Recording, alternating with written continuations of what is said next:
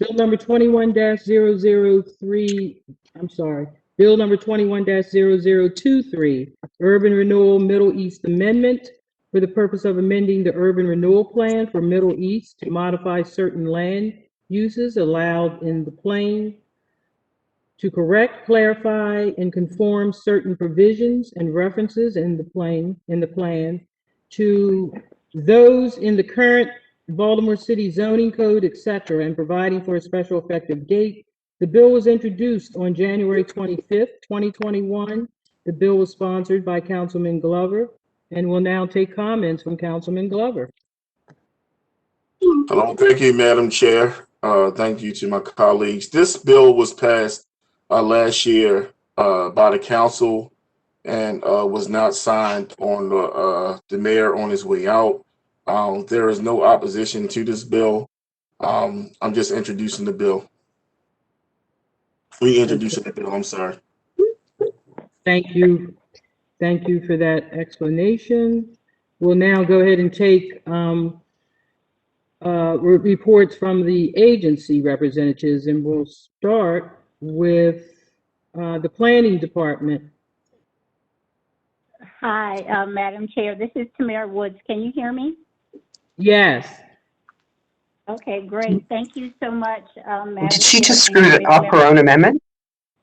The way I read it, it strikes all of the. Excuse me. Lori, Hello. Okay, so Nina was like apologizing she didn't get any Lori? quicker, and I didn't Lori? figure that out either because I didn't see it. Right. Okay, so she struck. I'm just, You're off mute. Sorry. Can you hear me? This is Tamara. It seems like Lori was not muted. I think she's muted now, but so this is Tamara with the Department of Planning. Can you hear me? Yes. So okay. Go ahead, Tamara. You might need to start from the beginning again. Sorry. Oh, no problem. Thank you so much. I just wanted to, before I get started, I wanted to acknowledge Marcella Wallace. She's no longer with the Department of Planning, but she really did all of the legwork on this, so I'm standing in and presenting for her. And so just to back up a little bit and give, I guess a broad overview, and then I can go into a little bit of detail. But on March 11th of this year, the Planning Commission did vote to recommend approval of City Council Bill 210023. The main components of this piece of legislation are really to remove the care community from the boundaries of the Middle East Urban Renewal Plan, in addition to right-size the land use section to the new zoning code. Our urban renewal plans are generally really old and point to the previous zoning code, so they really don't align at all. So that's something we're working to do, is update those. So that's a main component of this amendment. The next piece is to really redo the design guidelines. For those of you all that are familiar, of course, with the EBDI plan, back in 2005, there were 5 urban renewal plans that were amended in order to facilitate that plan. And in each of those plans, they actually attached design guidelines. They repeat, it's the exact same design guidelines. But those design guidelines are outdated. The plan itself has changed and has mostly been built.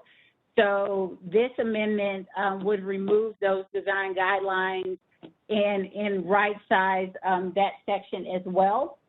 What I'll do right now is quickly go through a little bit of the details so you understand some of the details of the amendments that we've proposed. So the first thing I'm going to touch upon is the zoning district designations within the plan. So I mentioned that it pointed to the old zoning code, and with that, there are several properties and land use designations within the urban renewal plan that are no longer relevant. Those include the industrial, the public, and institutional titles within the land use plan, as well as the non-conforming use and non-complying structures designation. So that's something that we would be removing. and we're going to add in the current designations, which include the ability to do neighborhood business, the general commercial, the general industrial, educational campus, bioscience, industrial mixed use, and hospital. It's really aligning it. It's really aligning it to the current zoning categories. And then we are next, I guess, next big section that we are doing is updating the plan exhibits. As I mentioned in the beginning, one of the main reasons for this URP amendment is to remove the care community from the entirety of the urban renewal plan. And in doing that, we have to change all of the exhibits, all of the maps that go along with that. So we are, of course, asking that exhibits the land use plan, the property acquisition map, the property disposition map, and the zoning district map, those are exhibits 1 through 4, are to be replaced with the new exhibits that show the new boundaries. And in the case of the zoning district exhibit, it would also update to the new zoning categories. And the next section category is removing the properties within the care communities for the acquisition and disposition has a companion piece within the text of the urban renewal plan. There are certain appendices that, if you're familiar with pretty much any urban renewal plan that has acquisition and disposition, it lists all of the addresses associated. So this amendment would actually go through and pull from Appendix A, Appendix C, and Appendix D, any of those properties that live within the care community. So again, it's really just right sizing to remove anything associated with the care community. The next piece I mentioned is deleting the Appendix E, which is the EBDI design guidelines section that's no longer needed. And as I explained before, the EBDI plan, of course, is almost built out. I'll say the PUD, and not necessarily all of the 88 acres. But in 2014, the PUD was actually redone, and it is night and day from what exists in the 2005 version. And so even in 2021, you know, we're still talking about something from 2014. So that shows you how out of date the 2005 version is. In order to really kind of move things forward, what we did instead was embed the remaining concerns into general design language. And those only remaining concerns actually have to do with rehabilitation of projects. One of the big things that happened in the 2017 zoning code is we did receive codified authority for design review. So that's any and all new construction across the board. So that authority actually now lives within the zoning code, so there's no need for it to live anywhere else. So this whole section is really, again, about clarifying and getting rid of some conflicts actually that have existed. So we did add in and modify some of the existing rehabilitation standards that existed. One of the things that we know was extremely important for the community was to make sure that the Monument Street commercial area still had design guidelines.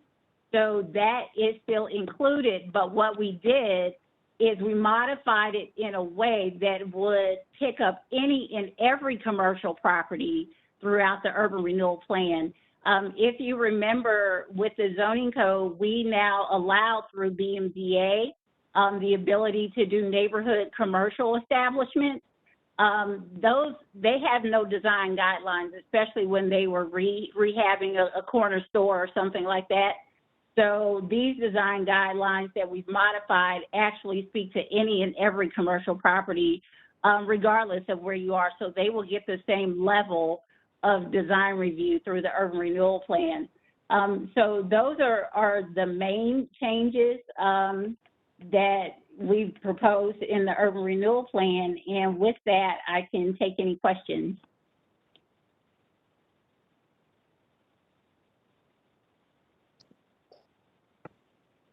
So thank you, Tamara, for your presentation.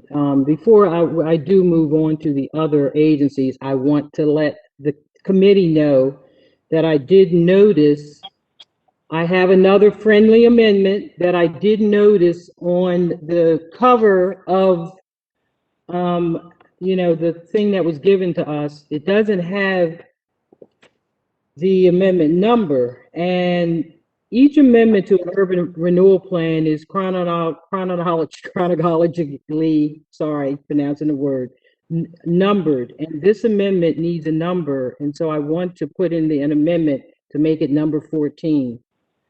We'll go over that and vote on it when we finish hearing the presentations. Any more questions to Tamara of the Planning Commission? Moving on to the city solicitor. Hi, Madam Chair. This is Hillary Ruley for the Law Department. We stand by our report and approve it for form and legal sufficiency. Thank you, Hillary. Department of Housing and Community Development, Stephanie. Hi, thank you again, Madam Chair. Stephanie Murdoch with DHCD. We stand by our bill report in support of the bill. Thank you. Department of Public Works. Good morning, Madam Chair. Marcia Collins representing the Department of Public Works. We've reviewed this bill and have reviewed the prior one, and we have no objection to its passage. Thank you. Thank you. Commission of Historical and Architecture and Preservation, CHAP. Hi, this is Tamara Woods on behalf of CHAP, and CHAP stands by its report of no objection. Thank you, Tamara. Department of Transportation, Liam. Good afternoon, Madam Chair. Liam Davis, Baltimore City DOT. We stand by our bill report, which is no objection. Thank you. Thank you. And the Baltimore Development Corporation, better known as BDC. Good afternoon, Madam Chair. This is Micah Fetz with the BDC. The BDC supports passage of this bill. Any further questions to the agencies from the committee? And seeing no hands raised.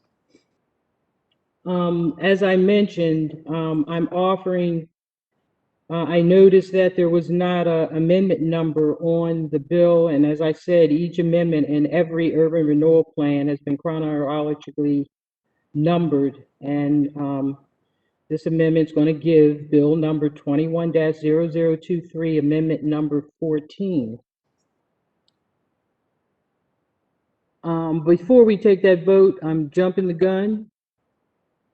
I gotta ask if we have any public testimony. Please raise your hand, and I see a hand raised. C. Gross. Yes.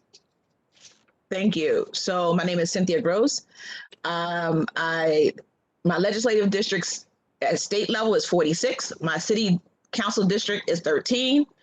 I live here at 238 North Patterson Park Avenue.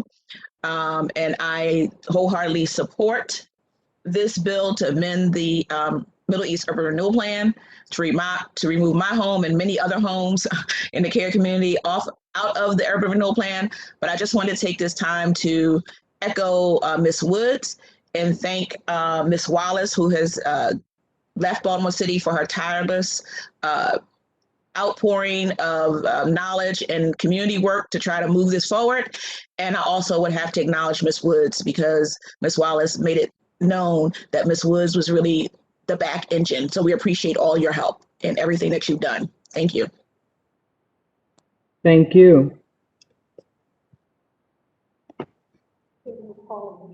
Okay, we see no callers. Let's get back to the amendment. Do I have a motion to move the amendment to give bill number 21-0023, amendment number 14, written on the bill? So moved. So moved by Councilman Conway. Do I have a second?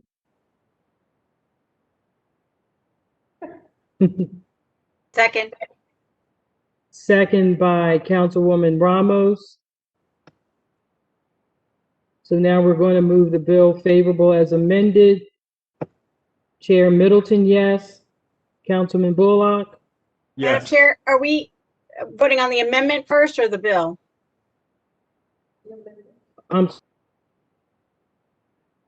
The amendment. You're right. Chair Middleton, yes. Chair, Councilman Bullock? This is just the amendment to make it number 14. Yes. Thank you. Thank you. Councilman Conway? Yes. Councilman Dorsey? Yes. Councilman Glover? Yes. Councilwoman Ramos? Yes. Councilman Stokes? Yes. Thank you. That moves the amendment. Now we're going to move the bill favorable as amended. Do I have a motion to move the bill favorable as amended? So moved. Second, Conway.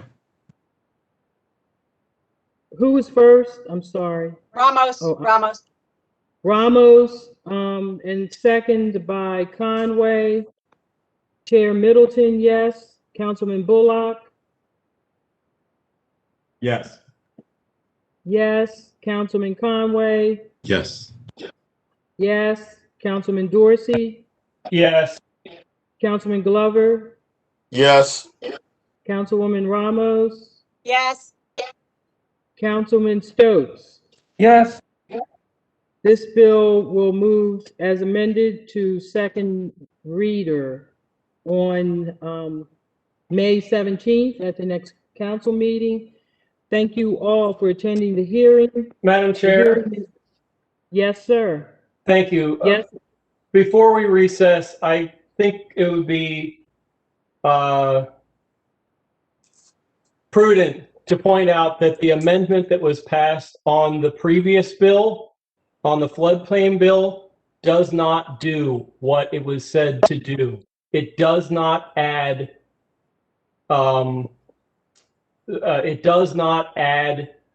golf courses back into the list of permitted uses.